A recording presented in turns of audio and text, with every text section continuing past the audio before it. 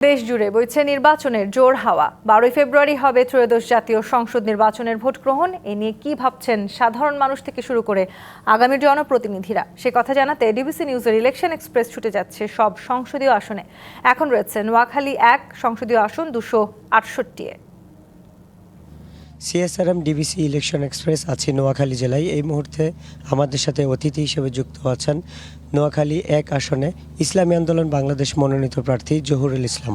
আমরা তার সাথে একটু কথা বলবো। আপনাকে আমাদের অনুষ্ঠানে স্বাগত জানাচ্ছি।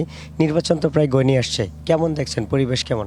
আলহামদুলিল্লাহ, আমি প্রথমেই ডিবিসিকে ধন্যবাদ জানাই এবং আমার এই অঞ্চলের চাটখিল সোনামীবাসীকে শুভেচ্ছা জানাই এবং তারা যে পরিশ্রম করতেছে তাদের প্রতি আমি কৃতজ্ঞতা জানাই।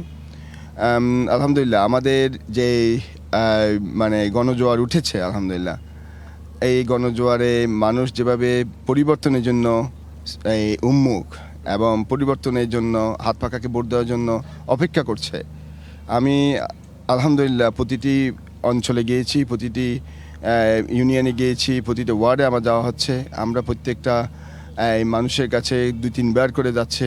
আমরা একটা কথাই বলছি যে 54 বছর পরে যে পরিবর্তনের একটা সুযোগ আমাদের এসেছে। আমি তো প্রচলিত রাজনীতিবিদ নই আসলে। আমাদের কিন্তু এই কয়লা খনি নাই, আমাদের স্বর্ণের খনি নাই, আমাদের তেলের খনি নাই, আমাদের অস্ত্রের খনি নাই, কিন্তু আমাদের একটা খনি আছে, সেটা হচ্ছে তরুণ প্রজন্ম। একটা পক্ষ এদেরকে মাদক এবং অস্ত্র দিয়ে অন্যদিকে নিয়ে যাচ্ছিল।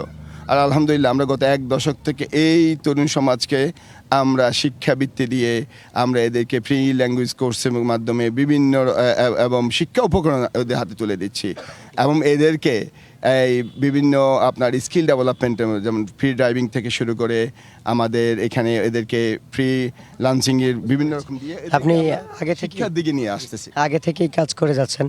এখন যে নির্বাচনী প্রচারণা চালাচ্ছেন, সেই প্রচারণায় গিয়ে কোনো বাধার মুখে পড়ছেন কিনা? ধন্যবাদ। আসলে গত 2 দিন থেকে, এটা আগে অনেক পড়ছে, আমরা এটাকে মনে করেছিলাম যে এটা বিচ্ছিন্ন ঘটনা, কিন্তু আমি আজকে আমাকে শেষ পর্যন্ত প্রশাসনকে জানাতে হয়েছে আমাদেরকে প্রতিটা পদে পদে যেভাবে আমাদের মহিলাদেরকে একদিকে যেমন একটা পক্ষ আমি আমাদেরকে প্রত্যেকটা পদে পদে আমাদেরকে ব্লক করতেছেন এবং আমার যে প্রতিদিন আমার যে ব্যানার ফেস্টুন এগুলো খুলে ফেলা হচ্ছে, আমি ছেড়ে ফেলা হচ্ছে, আমার লোকজনকে বাড়ি যায় হুমকি দেওয়া হচ্ছে। মানুষের গণজাগরণ দেখে এখন তারা গত 54 বছর যারা অপরাজনীতি করে দলীয় ক্যাডার বাহিনী, দলীয় সন্ত্রাস বাহিনী, দলীয় বিভিন্ন রকমভাবে এই অঞ্চলে বিভিন্নভাবে প্রভাব বিস্তার করছে, যেভাবে ভোট দেওয়ার জন্য উন্মুখ হয়ে আছে, যদি এই পরিস্থিতি চলতে থাকে ভোট কেন্দ্রে আমরা এখন সংশয় সৃষ্টি হয়েছে আসলে, যে আসলে আমরা আসলে ঠিকমতো ভোট দিতে পারবো কিনা। বুঝতে পারছি, নির্বাচন নিয়ে আপনার এখনো সংশয় আছে, নিশ্চয়ই এই সংশয় কেটে যাবে। আপনাদের সাথে যুক্ত হওয়ার জন্য আপনাকে অসংখ্য ধন্যবাদ।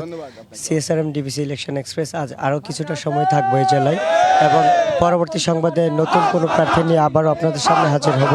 ততক্ষণ আমাদের সাথে থাকুন, ভালো থাকুন।